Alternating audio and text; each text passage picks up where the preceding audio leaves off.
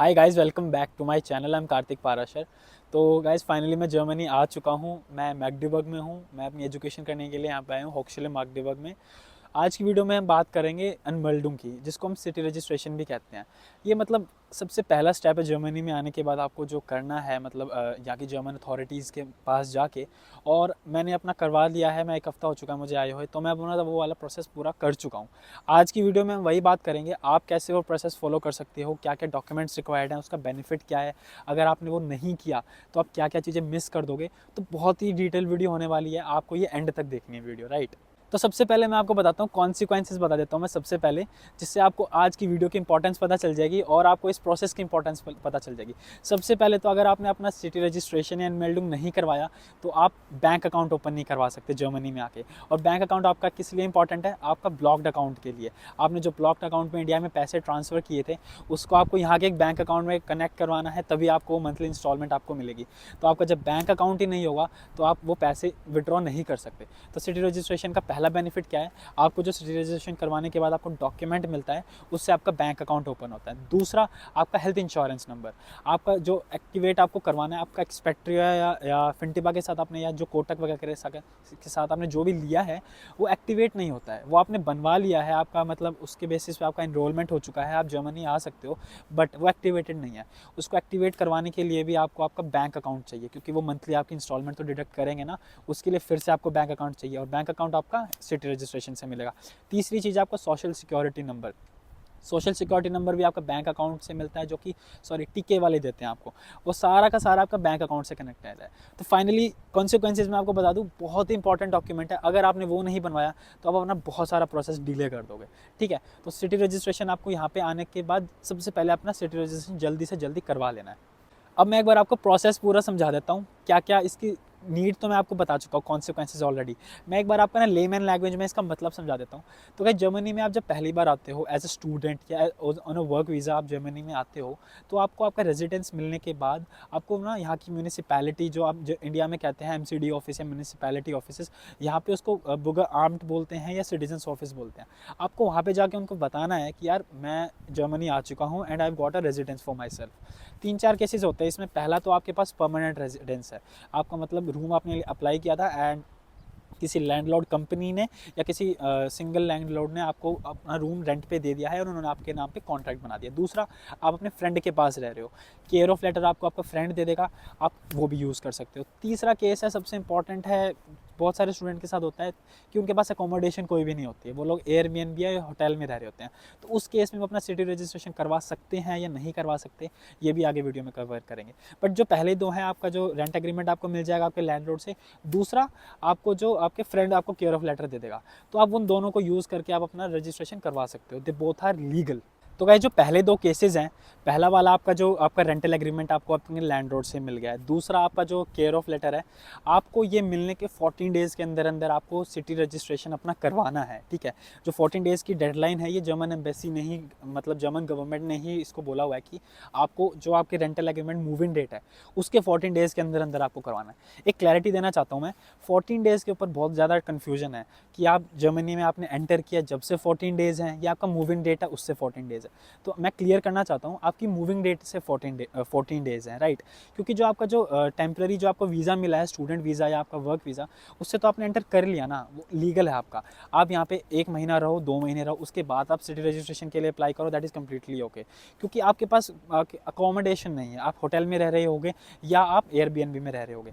अगर आपके पहले दो केसेज हैं तो आप मतलब क्यों नहीं कर रहे अप्लाई, राइट। आपको सिटी रजिस्ट्रेशन करवाना ही है अगर आपके पास रेंटल एग्रीमेंट या केयर ऑफ लेटर है। तो जिस दिन आप मूविंग डेट है आपकी, उस दिन से 14 डेज़ के अंदर अंदर आपको अप्लाई अपना रजिस्ट्रेशन कर देना है।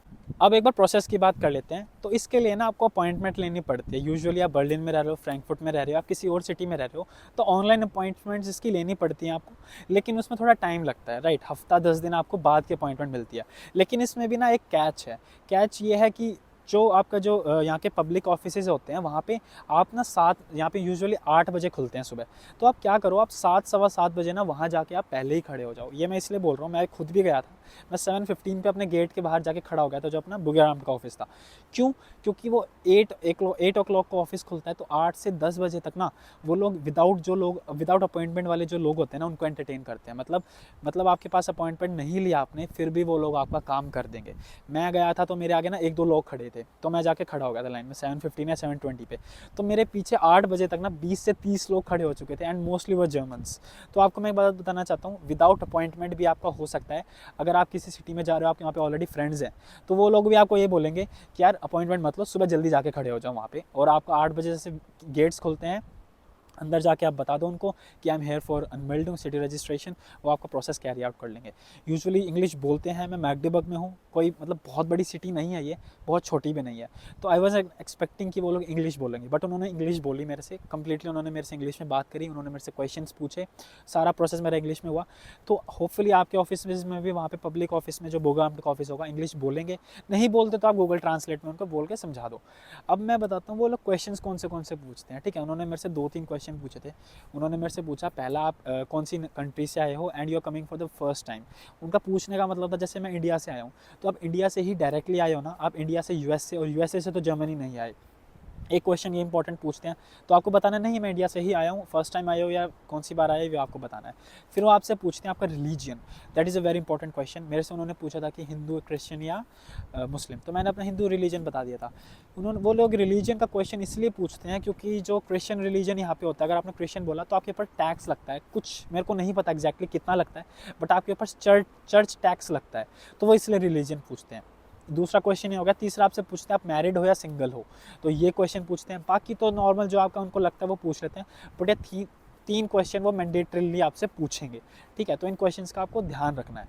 अब एक बार मैं आपको बताता हूँ कि डॉक्यूमेंट्स कौन से मैंडेटरी रिक्वायर्ड हैं। पहला तो आपका डॉक्यूमेंट है आपका पासपोर्ट, जिसके अंदर आपका वीज़ा स्टैम्प्ड होता है, आपकी फ़ोटो होती है, आपका जो ओरिजिनल पासपोर्ट होता है। दूसरा आपका जो रेंटल एग्रीमेंट आपका होता है। मैंने जो 2 केसेस बताए थे, आपका परमानेंट रेजिडेंस, परमानेंट जो रूम आपको मिलेगा वहाँ से आपको रेंट एग्रीमेंट मिलेगा। दूसरा आप अपने फ्रेंड के पास रह रहे हो, फ्रेंड के रूम में रह रहे हो, तो वहाँ से केयर ऑफ लेटर मिल जाएगा। तो वो दोनों आपके पास होने चाहिए ओरिजिनल। पहला पासपोर्ट, दूसरा आपका ये रेंटल एग्रीमेंट आपको लेके जाना है वहाँ पे। तीसरा यूनिवर्सिटी का एनरोलमेंट सर्टिफिकेट वो मांग लेते, नहीं मांगते, मेरे से तो नहीं मांगा था, बट मैं लेके गया था।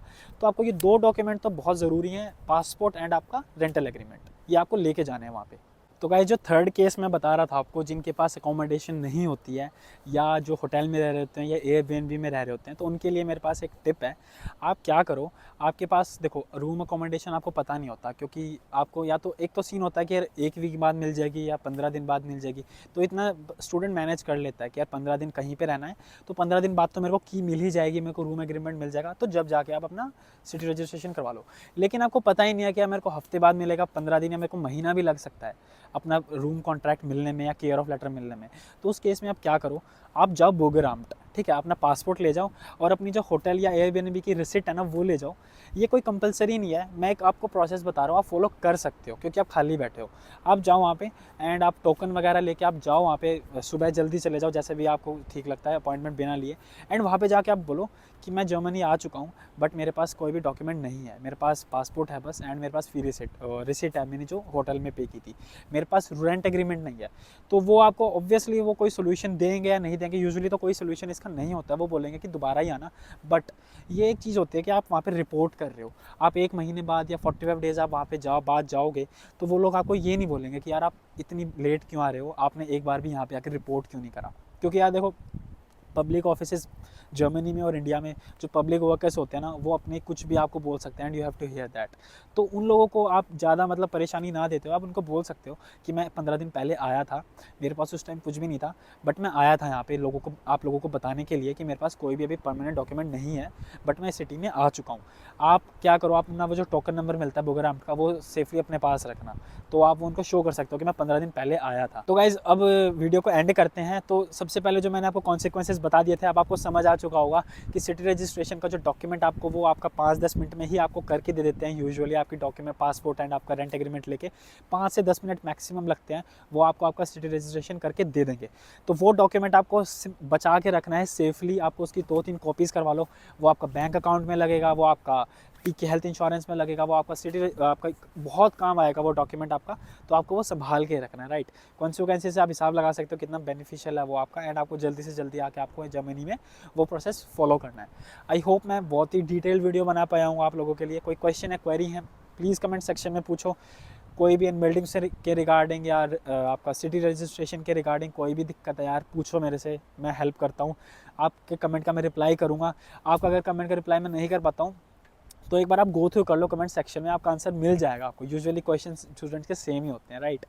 तो बस यही था यार। Thank you very much for watching my channel. Thank you.